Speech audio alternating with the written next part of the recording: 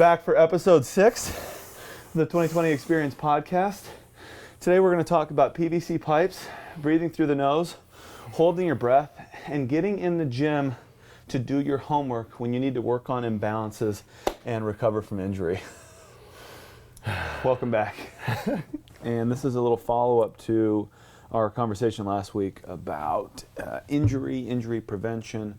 And one thing we wanted to talk about that we didn't get a chance to cover is what you can do when you are injured to get back in the gym and to keep the wheels moving. And to feel somewhat fit still. Yes. And I think from our experience just over the last month dealing with some of these things, there's a lot of things you can do to stay fit, both aerobically and structurally fit by coming to the gym and still doing your homework. Oh, absolutely. Because I asked you earlier this morning, I was like, so how much homework have you done at home? And you were like, how long have you, like probably? Oh, over the last several weeks, 15 minutes total. At home. At home. Yeah. But here when you come to the gym, it's probably an hour a day. The last week it has been. I've been getting a little bit more honest about it, but I've been finding that it's hard. You have so many other distractions at home that the only time that I can make to do my homework to recover is coming to the gym as I would for any other workout. Yeah. Now, did you find any of those exercises that Danny gave you? Do they help tremendously? Not at all. Yes. What ones have you been doing? I've been doing the stability work on the foam roller. I've been doing the banded bridges. I've been doing this little crawling deal where you get on all fours and crawl. Is it the post office past? What's that? The ghost of post office past? Chuck. Oh, all right. I'm like, Chuck's what hanging is out. going on? We got to get Chucky's doing some measurements. But yeah, I've basically been doing about an hour worth a day of homework. Yeah. And on top of that, I think with a more interesting topic to cover is how to stay aerobically fit when you really can't do anything that gets you out of breath. Like up until this week, I hadn't been able to row, couldn't bike. Couldn't do anything. Couldn't do anything. Lift weights. Couldn't do. But I could walk. Yes. So ask me about that. Yeah. All right. So walking, like speed walking through the mall. Mall walking. With 2-pound weights. John has been mall walking with 2-pound weights and a Walkman. Yeah. No, but what's the deal? What's you been doing? So I've been working on kind of this hybrid between what we've been practicing with the Wim Hof Breathing and this Patrick McCown guy wrote a book called Oxygen Advantage, which I highly recommend. I know you've read. And basically what I've been doing is seeing how far I can walk on an exhale hold. So breathing all your air out and then... So I'll do like 5 breaths, 5 big breaths, and on the 5th one, blow it all the way out. Yeah. Hold my breath, and then walk as far as I can. And what happens? Your body basically feels the same way it feels after say you do a minute on the bike, max effort, it feels like that. Just all out intensity. Just going for a walk. You feel it everywhere. You feel it everywhere. So and as soon as you let go, you can feel, just this rush of heat going into your legs, and your legs feel like they're cramping up. And the difference, though, between the bike and that is you recover. Instantaneously. You recover, you're right back. Yeah. So do you do multiple sets of it then? Yeah. So I'll do 3 rounds. I'll do 5 rounds. I'll mix that up with. I've been able to do strict pressing. So I'll do a set of strict presses with an exhale hold, as many presses as I can do. Yeah. Same kind of routine. Or you can do it with push-ups. I'm trying to think of it. What other ways I found to get creative? But have you done sit-ups at all? Have you done your PT exercises with your exercise? Yes. So PT. Dead bugs. Yes. So you can turn something less intense into something really, really intense. Super intense, yeah. Which, I think everybody's going to have a bum something at some point in time.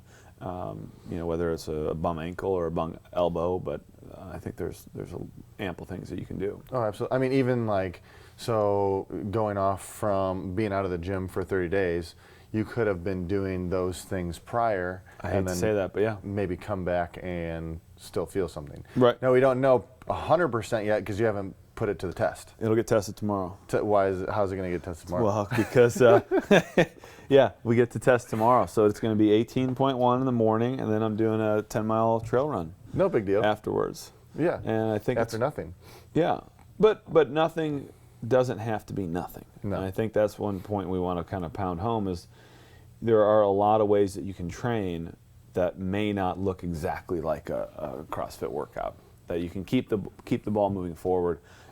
It's, I think we joked last week of, if you stop working out, you start eating like crap. Well, I kind of use that as the other way. Like, if you're not working out, you should be eating really well. Oh, amazingly. But there's still so many things that you can work on. So. Now, do you still feel? Because I know, like, I've tried it a little bit, and I've heard of other people trying, or different coaches saying like, well, I don't necessarily feel like I got to work out, right? Do you feel like you necessarily got to work out, or is it something where it's like, since you haven't been working out, that does feel like a workout. Does it give a fix, or do you do more reps? What's the volume that you do? I don't think you get the dopamine hit.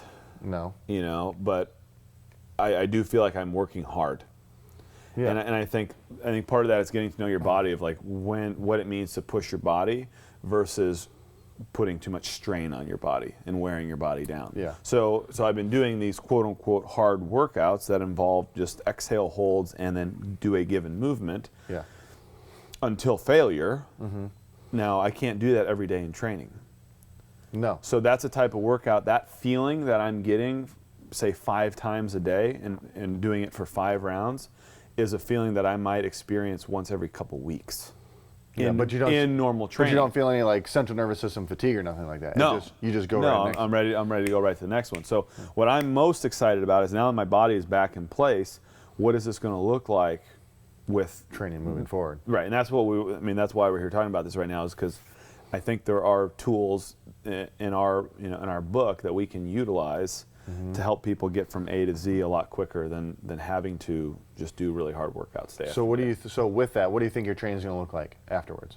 So like after this weekend and kind of testing out the open waters and seeing like. I'll tell you what. If I do well on 18.1, what are you going to say? What else do you need to do? Right. But then would you add anything to that? Yeah, I would still do a couple workouts a week. Yeah. Or would you just lift really heavy stuff and then just do your breathing on their side for the cardio aspect? That's what I mean by a couple workouts a week, because I want to have the thing that we need to think about is, how can we maximize output with minimizing input? So if you look at somebody who wants to increase their aerobic capacity, what would conventional wisdom tell you to do? A ton of volume. A ton of volume. Yeah. Right. What's that going to do to your body the next day? Destroy it. Right. So it's going to be really hard for you to recover. So how much volume are you going to be able to do the next day? Minimal. Right. So I think what we're looking at is, what can you do as a minimum input to improve your ability to handle CO2? Mm-hmm. Okay. Because that's the whole purpose of the breathing stuff that we haven't talked about. Right. So that's that feeling where you're reaching failure and your body is telling you to stop so it can expel the carbon dioxide. Getting comfortable in that, with that feeling more and more often, without the strain on your body, I think is where the value is going to be. Yeah. And if we bring it down to analogy, so like thinking of like CO2 tolerance, and also everyone knows alcohol tolerance, right? Sure. Yeah. No. If you think about it, like back when if someone started drinking when they were younger, you can't drink that much, and then but there's some old dude who's been drinking for his entire life who'd drink any other kid underneath the table, right? So turning that around to practicing actual CO2 tolerance, the more you get tolerant of that, the longer that you can stand in those higher intensity thresholds. So I think what we're doing is, if you can train it without soreness, I think is, say for example, like, grab that PVC. So say we do it right here. So I got a PVC pipe in my hands. Should we just do a set? We just do a set, and it's basically, I'll do it and you talk through. No, you do it and I'll talk. All right. You go. So basically, you take a big breath of air in, and then exhale all the way out, and then do as many strict presses as you can. And so this is not going to make you sore. Okay, it's not going to increase your strain. You're not going to get a big credit for it as a quote-unquote workout, but it's going to improve your body's ability to handle. So you feel the way it feels right now at the end of a workout, right? So eyes are closed. So that's like you just did a max effort 250-meter row. Oh, it hurt worse than that. Yeah. Okay. Yeah. But that took 30 seconds. Yes. You won't be sore. No. But you're improving it's a biological hack where you're improving your body's ability to handle that. Oh, absolutely. So now when you go and experience it out there, and I'm going to ask you a question, when you go and experience it out there, your body is going to be like, okay, I've been here before. Yeah. There's no need to go in shock.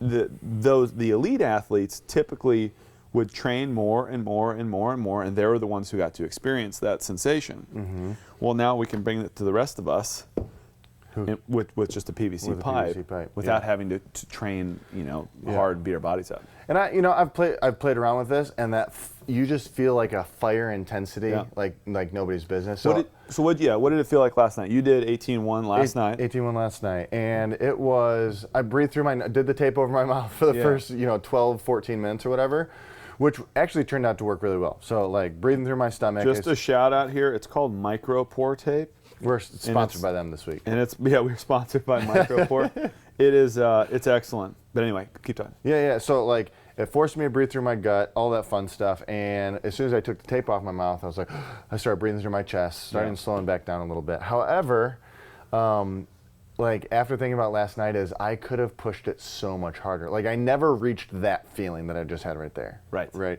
And then the last minute and a half, 2 minutes, I was going from the rower, and I was like, "Oh, geez, I gotta get done with this to finish up another round." Rower, I went to the toes to bar. I had like 30 seconds left, and all I could think of is not the pain, but I was more of, all right, I've trained that way before. Now I can just pick up the dumbbells and go as fast and as hard as I can, and you'll be fine. I wish I would have started that 6 minutes sooner because of knowing that you can. I never reached. You never reached that pain. No, that burning threshold that practice with a PVC pipe or walking really, really far. Right. So I felt more aerobically fit, even though I haven't done a ton of aerobic stuff. Right. Disagree. Yeah. Well, I mean that is aerobic stuff. That is aerobic training. Yeah.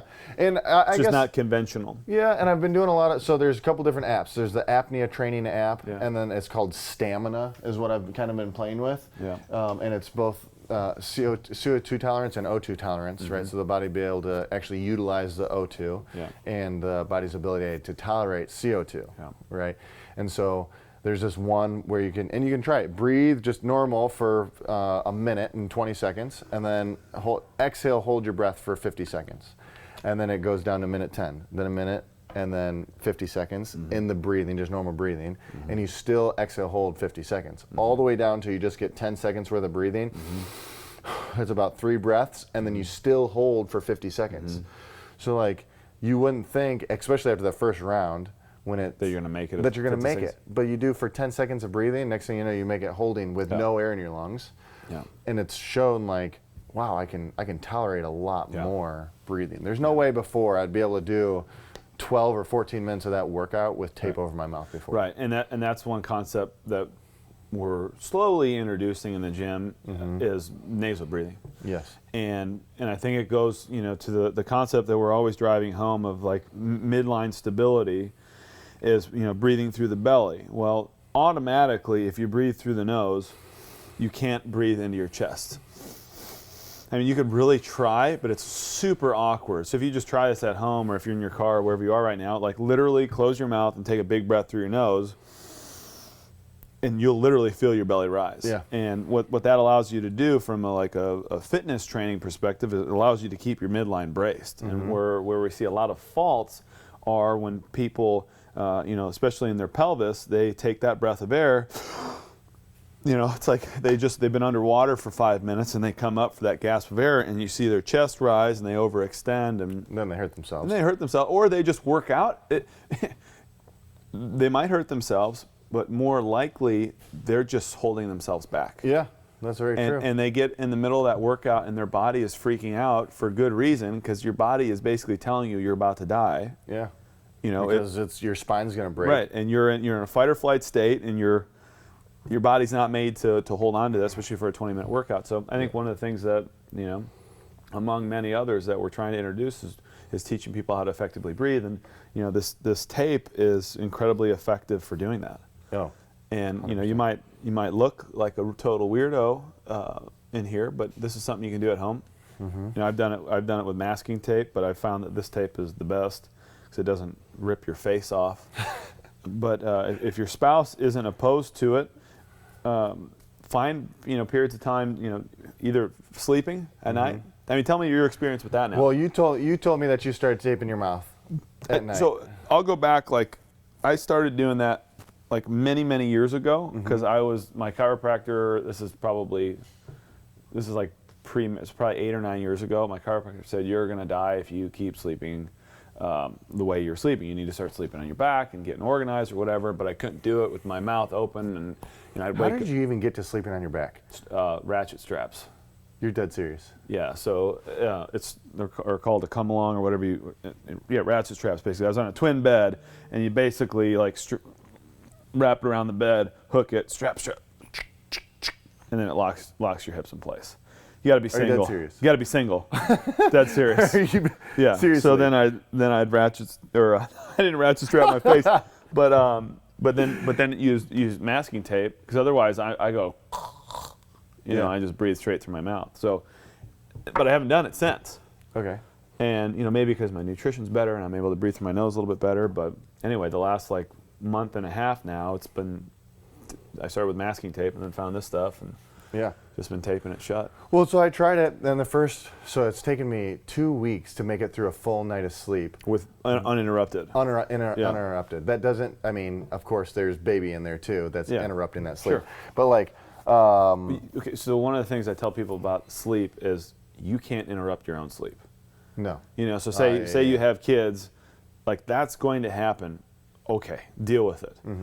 But if you're waking up to go to the bathroom, or if you're waking up in the middle of the night, that's on you. So now you're able to do it? Oh yeah, absolutely. So able to do it, and I wake up, mouth is not dry. Yeah. Another positive, don't have drool all over the pillow. Sure. That's never good. That's or all over your face, right? But my recovery is much better. Yeah. Right. I feel more energized when I wake up. Everything's explained about that in Oxygen Advantage, so they talk about that there too. But the first few nights were just like I felt like I was going to die. You felt like you were going suffocated. Yeah, like someone was like holding my mouth. And then I didn't do the trick where you put it like over your hand a couple times to get rid of the stickiness. You do that? Yeah. Oh. Because it gets rid of the stickiness. Yeah. But the first couple times I did it, and it was just like shaving before work. We had the other morning, like something, like we had to get up and get going. Britt was asking me about something, or I forget what it was, and I had my mouth tape shut, so I get up and like lights are on, I'm like, and I'm like trying to find the end of it, get it off. I'm like, what a psycho. So you're not still sleeping with tape over your mouth, though? What's that? You still sleep with? Yeah. Yeah. It's just an insurance policy. And I've noticed my recoveries are way better. Way better. Like way better. Yeah. Like it's almost so in the beginning. What I mean by recovery is my sleep is just my sleep data is a lot better. Yeah.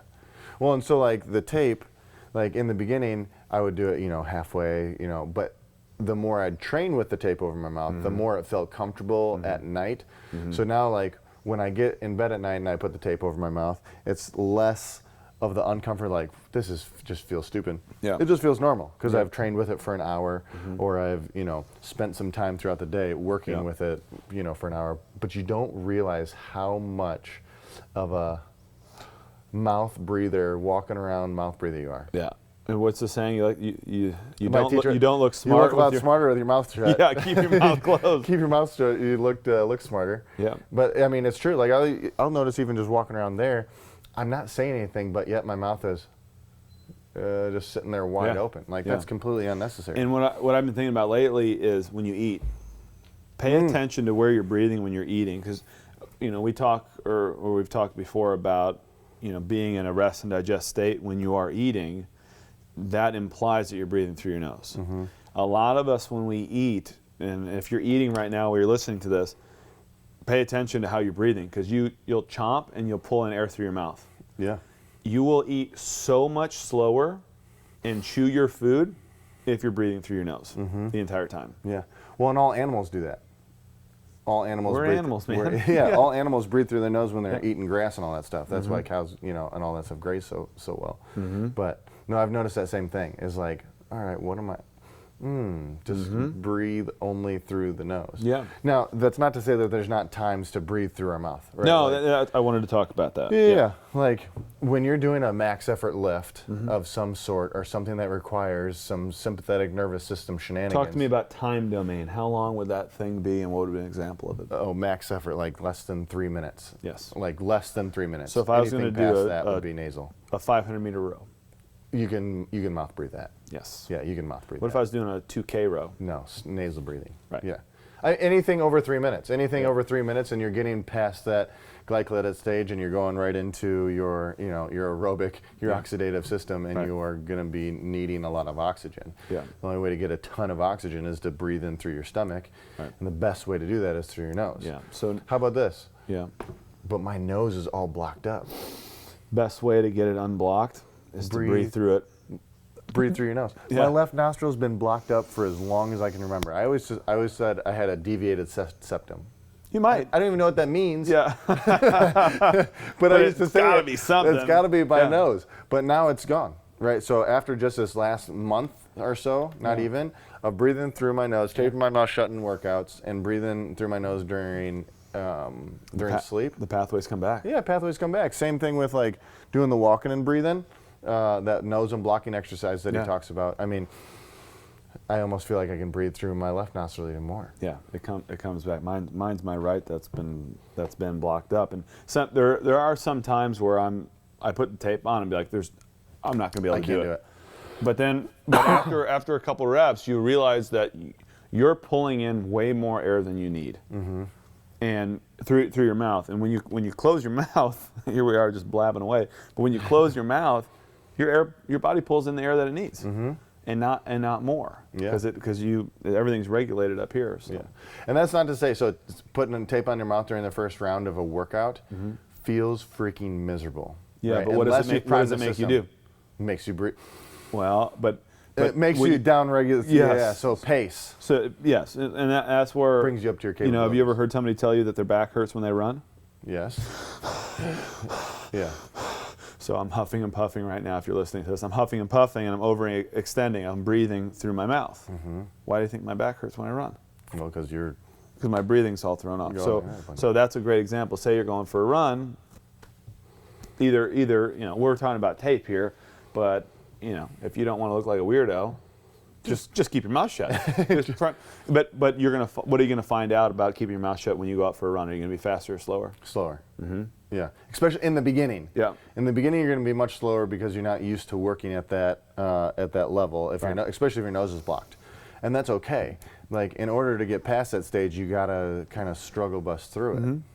Right. So the struggle to me mentally is going a little bit slower. Yeah. Because you want to screw this, I'll just open my mouth and just go faster. Yeah. But in the long run, it works tremendously better. Yeah. And it's kind of like a self-limiter. Like even if we just start, I like just starting with warm-ups, only nasal breathing, right? Because that'll just get you used to it. Nasal breathe the warm-up, do the workout however you breathe and want to, and then nasal breathe your cool down, and then eventually you can nasal breathe through the whole thing, hopefully. And I think that's something that will be. Or we were talking in the coaches meeting this week about it, and what are the times? Say we're doing a heavy power clean. Well, huff and puff through your nose. I mean, or through. Sure. Yeah, nose too, but through your mouth. Yeah. But if we're doing some sort of longer duration activity, try and breathe through your nose. But we'll at least try and incorporate that in warm-ups. And then I think one thing we didn't do very well last night. I was talking to Drew about it. He didn't sleep last night. Down-regulating. Boom! I mean, big. You're making all these people work out at 7:30 at night when they usually go to bed at 8. With people cheering them on and yelling. So they're all up here. Yeah. So I think next Thursday we need to do a much better job of down regulating and reintroducing the nasal breathing and big slow and controlled breaths, so that people can actually go back to sleep. I don't think it's going to be a 20-minute workout that next week. I hope not. No, I think it's going to get exponentially. Yeah, it's going to be easier. You think so? short and heavy. Short and heavy the entire time. So we'll just be mouth breathing less than 3 minutes. We're warming people up with proper breathing. Yes, we'll get better and better at it in workouts, but I think especially for our evening classes, it's part of the responsibility is on us to make sure that people aren't going home all frazzled. Yeah. That they're they're able to down regulate. And then, you know, eventually, like we got to with the 2020 experience, is like actually do it with people and show them how to do it. But you know, we can give, like, what would be one of your favorite drills to down regulate at night? We'll just give an example. I do 30 deep breaths. I do an exhale hold, and I wouldn't do any squeezes or anything. Sometimes I'll do that. Yeah. So just so show your cadence. So he's in, let it go, in, let it go, in, let it go. Count to 30. Yeah, he says 30. Sometimes I only make it to like 10 or 15, and then just do an exhale hold. And basically hold that until you feel pretty, you know, normal discomfort. Strong to medium to strong. Desire for air. Yeah, you're not, and then that's it. Bring it back in through my nose again. Yeah, and then just take a big deep breath. So that, you know, you might do a round or two of that, and that'll kind of bring you down. Another thing I like to do is just I'll count either like 5 seconds in, 5 second hold, 5 seconds out, 5 seconds hold, and you know, I'll do a couple cycles of that. Or I'll even go and do one breath every 30 seconds. So one breath, exhale. Done. And then do it again in 30 seconds. And then exhale. And that's something I've been doing lately before eating. Is, you know, so we think of eating and sleeping as kind of the same thing, rest and digest, or digest and rest. We want to make sure that you're down regulating before bed so you can fall asleep, but you also want to down regulate before you eat so that you can actually eat and digest the food that you have. So absolutely. It doesn't have to be complicated either. Like, I know in the beginning for breathing for me, I used to think, gosh, well, I need to set aside 10 minutes and to do this breathing if I want to do it properly. It's overwhelming because you got too many things on your plate. So many different variables, but you don't have to, like. You don't have to set aside any time. No. Just do it while you're doing things. Yeah, like so that app that I was telling you about, like there'll be I'm times, doing it right now, and you don't even know it. Yeah, don't even know just doing it right that here. Apnea app or whatever. I'm breathing. It can set up it'll set up the training things for you, so it's at 5, 20, 10, and it'll literally. Millennials really like apps. So many apps. They? Really look at. Inhale. Boom, it tells you what to do. Inhale, ready, and it's going to tell you to Hold your breath. hold your breath. We don't need to hold it for the full 20 seconds right now, and then it'll tell you to exhale, and it'll give you a timer, right? So it'll give you an exhale timer. Yeah. Keep pace. I'll sit on the computer or at home, while you're working. While you're working, and I'll just follow it. So I won't even listen to it, and then I'll just say, exhale for 10 seconds. You don't have to, once we think, well, you don't have to learn how to breathe. You don't have to think about it breathing. But if you think about it and be purposeful about it. And practice it, then you can get really good at breathing. And one of the main components of working out is... That's what we're here to do. is to breathe really hard and go really well. Yeah, constantly very high intensity functional movement doesn't work without breathing. If you don't, and you have to know how to do it well. Yeah. So I think, to kind of recap, so we followed up talking about injuries. You can get better at breathing all the time. Yeah, injured or not. Injured or not. So, we've got all kinds of drills that we can put you through,